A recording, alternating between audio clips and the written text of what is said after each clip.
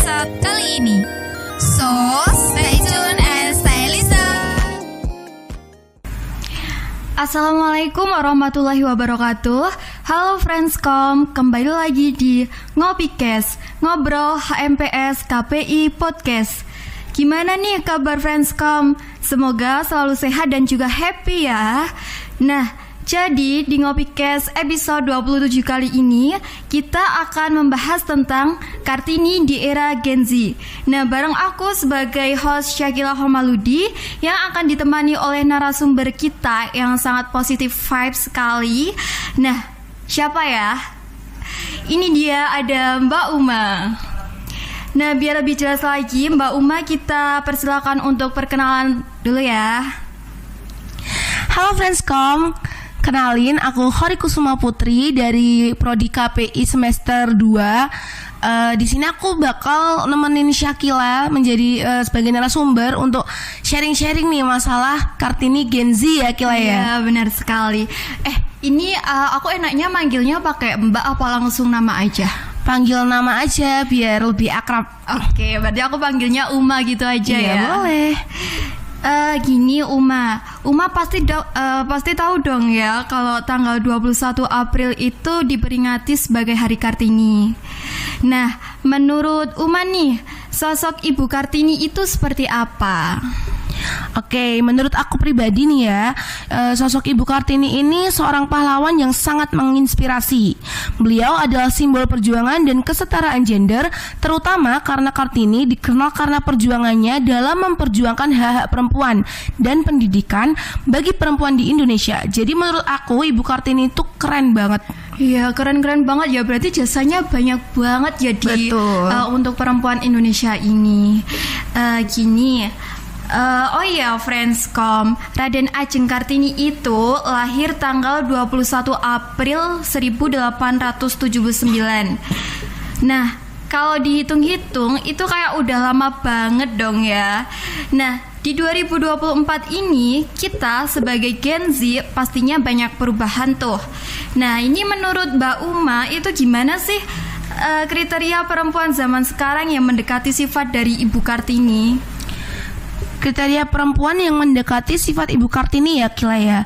Kalau menurut pribadi aku nih, perempuan yang Kartini-able gitu ya, itu perempuan yang memiliki kesadaran sosial yang tinggi, memiliki semangat untuk memajukan diri sendiri dan masyarakat sekitar, berpikiran progresif, mandiri, berani, dan memiliki keinginan untuk kontribusi secara positif bagi masyarakat dan bangsa. Nah, menurut aku itu udah buat aku itu adalah orang yang Kartini-able sih menurut aku ya. Oh iya, benar sekali. Oh iya, karena ini itu temanya memperingati Hari Raden Ajeng Kartini, yang pastinya nggak jauh-jauh banget nih dari emansipasi wanita. Betul. Dan iya, beliau juga yang menjunjung derajat wanita di Indonesia juga kan. Nah, aku bakal bahas seputar ciwi-ciwi nih. Jadi buat yang cowok nih jangan di skip ya, malahan bagus nih buat kalian biar nggak nyakitin yang cewek-cewek nih bener nggak Betul banget. Iya. Nah, tadi kan kita udah bahas nih ya kriteria perempuan yang mendekati dari sifat Ibu Kartini. Nah, kalau kamu sendiri itu kayak punya role model perempuan gak sih yang menginspirasi diri kamu gitu? Terus hal apa yang bikin kamu terinspirasi dari dia gitu Oke, role model ya pastinya ada dong. Kalau aku sendiri role modelnya itu my mom, my superhero. Jadi mamahku itu tuh role modelku dari kecil yang inspirasinya gak akan pernah habis. Nah, kalau ditanya hal apa yang bikin aku terinspirasi dari beliau, mau nyebutin yang mana dulu nih? Saking banyaknya nih inspirasi yang aku dapat dari mamahku. Yang pastinya yang paling utama yang buat aku terinspirasi banget sama my mom, my superhero itu karena mamahku tuh tangguh dan kuat sebagai ibu yang membesarkan dua putrinya sendiri gitu. Oh iya, Masya Allah sekali. Pernah dong pasti dengar atau ngalamin stereotip tentang perempuan, kayak misalnya cewek ngapain sih sekolah tinggi-tinggi kalau ujung-ujungnya cuma di dapur. Kalau nggak gitu, tugasnya cewek tuh cuma 3M, mengandung, melahirkan, dan juga mengasuh. Nah, tanggapan dari Uma nih ketika mendengarkan stereotip kayak gitu tuh gimana? Tanggapan aku ya, untuk kalau aku ngedengerin istilah stereotip ini tadi ya, itu kalau dari aku itu tuh aku tetap nyalahin, nggak bener dan nggak adil sih. Karena untuk semua orang ya, khususnya perempuan, itu tuh memiliki kebebasan untuk mengejar pendidikan tinggi dan mengejar karir yang mereka inginkan tanpa harus dibatasi oleh stereotip ini tadi. Karena sejatinya semua orang memiliki potensi untuk mencapai apapun yang mereka impikan, terlepas dari jenis kelamin mereka. Jadi menurut aku pribadi, kalau stereotip ini tadi diterapkan itu tuh nggak worth it ya. Karena kenapa cewek tuh butuh privilege pendidikan yang baik? Kenapa? Karena nanti seorang ibu itu tuh menjadi madrasah pertama buat anak-anaknya. Bener nggak, Kila? Iya, bener sekali. Nah, justru karena itu, jadi cewek itu butuh privilege pendidikan yang menurut aku cukup gitu. Karena nggak mungkin kan kalau baru lahir langsung dititipin ke bapaknya. Betul banget Gitu. ya. Bahas stereotip gender nih ya, pasti nggak jauh-jauh juga sama diskriminasi gender, bener kan Iya, betul. Nah, cara menghadapi diskriminasi gender tuh gimana sih? Kayak perempuan kan bebas menentukan pilihannya, bebas juga mau berkarir. Jadi nggak cuma laki-laki aja gitu loh, Kalau cara menghindari diskriminatif. Iya.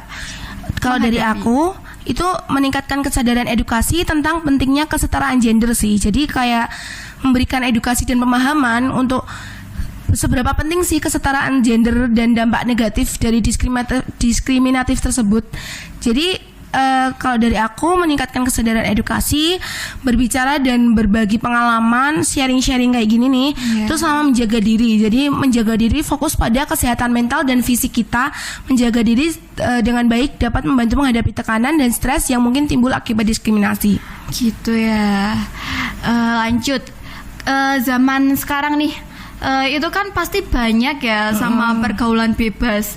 Nah, jadi kamu itu kayak ada tips gitu nggak biar perempuan itu kayak bisa ngejaga dirinya gitu, Oke. Kalau tips dari aku, ini jadi tips versi aku ya. Ini tips versi aku. Yang pertama itu self defense. Jadi mempelajari teknik pertahanan diri untuk meningkatkan kepercayaan diri. Jadi nggak apa-apa kalau misal cewek mau ikut bela diri itu nggak apa-apa banget. Terus yang kedua, stay connected. Jadi informasi orang-orang terdekat tentang rencana kamu dan jangan ragu untuk meminta teman menemani kalau ngerasa nggak aman. Yang terakhir itu stay informed. Jadi ikuti berita dan informasi tentang keamanan di lingkungan sekitar. Gitu. Nah, ciri-ciri independent woman menurut Uma tuh gimana? Waduh, ciri-ciri independent woman ya? Iya. Waduh, aku nggak kayak gitu soalnya. Aku cewek yang suka bergantung ya. Tapi nggak apa-apa, aku bakal ngasih ciri-ciri independent woman. Yang pertama nih, independent woman itu harus mempunyai kemandirian finansial, yang menurut aku paling penting karena wanita tuh dapat mengatur keuangan mereka sendiri dan tidak bergantung pada orang lain untuk memenuhi kebutuhan finansialnya. Bener gak? Iya. Terus yang kedua, mengambil keputusan sendiri. Yang ketiga, memiliki tujuan dan ambisi yang jelas. Nah, yang terakhir nih yang menjadi poin pentingnya, tidak bergantung emosional pada orang lain gitu. Tapi kan itu kalau perempuan tuh kan kayak misal nih pas datang bulan tuh kan kadang kayak emosional gitu betul. ya. Itu kan kayak hormon gitu secara tiba-tiba. Nah, jadi itu gimana, Gimana nih? Gimana maksudnya? Kayak gimana ya? Tiba-tiba tuh kalau kita pas lagi datang bulan tuh kadang-kadang kayak emosi kan sama kayak orang nggak ada salah tuh kadang-kadang kayak bawaannya pengen marah-marah mulu. Gitu tuh gimana? Berarti itu bukan termasuk independent woman ya? Oh iya. Kalau termasuk independent woman atau enggak ya? Cuma gara-gara hormon emosi gitu ya? Itu menurut aku nggak ngaruh sih. Jadi independent woman tuh nggak apa ya? Maksudnya kalau misal emosional dan aduh bingung gimana ya jawabnya ya? Intinya enggak gitu. Enggak ya? Nah, ini nih yang bikin banyak cewek-cewek insecure tuh adalah soal kecantikan, dimana standar kecantikan itu harus yang putih, tinggi, body curls, glowing. Jadi menurut kamu nih beauty privilege itu kayak beneran ada nggak sih di sekitar kita gitu? Oke, beauty privilege itu ada atau enggak? Kalau versi aku beauty privilege itu nyata ya, karena aku sendiri kadang ngalamin loh, maksudnya sharing ya, sambil sharing ya, karena aku sendiri juga kadang merasakan kalau beauty privilege itu sangat berpengaruh sama lingkungan. Jadi kayak misal nih kayak ada cewek yang lebih cantik atau lebih putih, dia akan lebih dulukan untuk melakukan apa yang mereka inginkan. Iya, gitu betul sekali. Aku juga ngalamin gitu, Om. Tapi kembali ke pembicaraan insecure ya, menurut aku walaupun susah diterapkan nih, walaupun aku sendiri juga kadang suka insecure ya, maksudnya wajar nggak sih kalau cewek itu gampang insecure? Nah, kalau dari aku sebaiknya ya dihilangkan, karena menurut aku definisi cantik itu definisi cantik yang cukup itu tidak dilebih-lebihkan perasaannya. Jadi kayak kamu tuh cantik versimu sendiri gitu. Jadi kamu versi cantik cukup versi dirimu sendiri. Terus jadi cantik yang cukup itu ketika kamu nggak menganggap bahkan orang lain baik atau kamu buruk gitu. Jadi nggak membanding-bandingkan kayak kok aku jelek ya, kok aku buruk ya, kok dia cantik ya. Itu tuh nggak worth it banget buat cewek, karena itu akan menimbulkan rasa insecure yang benar-benar kayak langsung membuat kita terpuruk, bisa buat kesehatan mental juga. Jadi definisi cukup menurut aku itu yang menurut aku adalah definisi cukup yang apa ya, nggak melebih-lebihkan perasaannya gitu. Gitu. Ini Om, kalau insecure tuh berarti ya wajar gitu ya, asal kayak nggak berlebihan gitu ya. Wajar sih, karena kalau ada nggak sih cewek yang nggak pernah insecure? Ada deh. Mestinya kayak semua orang tuh kayak pernah di titik insecure gitu. Iya betul. Next nih, ciri-ciri independent woman menurut Uma tuh gimana? Ciri-ciri independent woman menurut aku ya, jadi independent woman menurut versiku itu yang mempunyai kemandirian finansial, yang menurut aku ini paling penting sih Kila. Jadi cewek itu nggak selamanya bergantung, nggak harus kayak apa-apa dibayarin pacarnya nih, atau apa-apa jajan harus minta uang ke orang tuanya atau pacarnya. Jadi sebagai wanita kita harus punya kemandirian finansial, nih penting banget ini. Iya betul banget ya. Nah, kamu ada contoh nggak kayak kemandirian tuh yang gimana gitu? Contoh ya, aku ngambil dari pribadi aku sendiri, nggak apa-apa nih? Boleh banget. Jadi kalau dari pribadi aku sendiri, contoh yang paling kecilnya tuh kayak aku tuh sering nih kayak me time, jajan atau belanja sendiri. Cuman itu tuh aku nggak yang bergantung sama siapa-siapa gitu. Jadi aku lebih suka me time gitu. Iya keren banget dong. Tapi gini kadang-kadang tuh ya kayak orang lain tuh kayak ngiranya kalau ada yang me time itu kayak nggak ada temen gitu loh kayak apa sih, kasihan banget dia nggak ada temen gitu. Banyak sih yang kayak gitu. Jadi kalau dari aku sendiri nanggepin hal kayak gitu ya, kayak nggak usah terlalu digubris ya, nggak sih? Kayak betul. Karena sebenarnya me time tuh lebih enak. Jadi kita nggak terlalu memikirkan perasaan orang lain, gimana nanti dia nyaman apa nggak sama tempatnya, dia nyaman nggak sama price listnya. Karena kita kan juga nggak tahu ya, maksudnya kembali ke diri sendiri masing-masing. Jadi kalau menurut aku ada orang yang menggiring opini kayak kalau misal jajan sendiri atau me time tuh pasti kamu nggak punya teman, pasti kamu introvert gini dan gitu. Nggak usah terlalu digubris sih, karena sebenarnya me time tuh lebih enak daripada harus keluar sama siapa-siapa. Berarti kita kayak lebih enjoy aja betul gitu banget, ya. Oh ya, kenapa sih perempuan itu dituntut untuk mandiri gitu loh Oke, kenapa perempuan dituntut untuk mandiri? Oke, balik ke jawaban yang tadi ya Kila ya, karena tidak selamanya wanita itu memiliki ketergantungan terhadap kaum laki-laki. Gak cuman kaum laki-laki sih, maksudnya kayak kita tuh nggak bisa bergantung terus sama siapa-siapa gitu. Karena wanita tuh sebenarnya lebih hebat dari laki-laki, cuman ya nggak nyalahin kodratnya sebagai wanita gitu. Iya.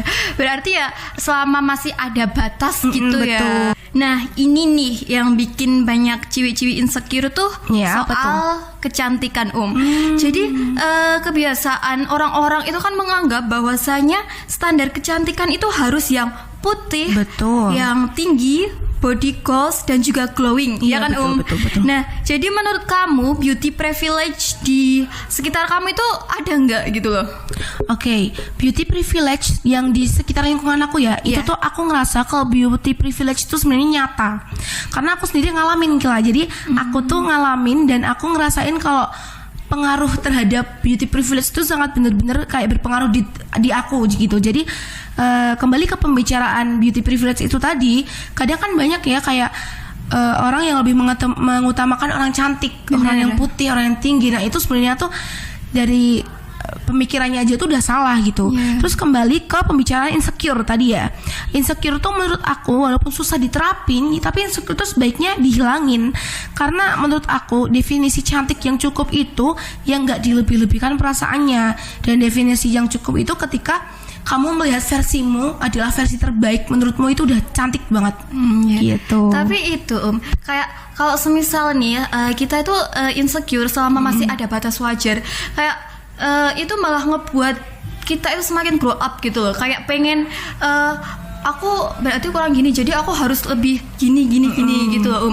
Jadi menurut kamu kalau insecure itu selama masih ada batas wajar itu nggak apa-apa kan? Nggak apa-apa sih, mestinya insecure tuh sewajarnya aja. Bener, kalau insecure tuh kadang juga bisa bikin kita lebih upgrade ya, lebih upgrade ke diri yang lebih baik gitu.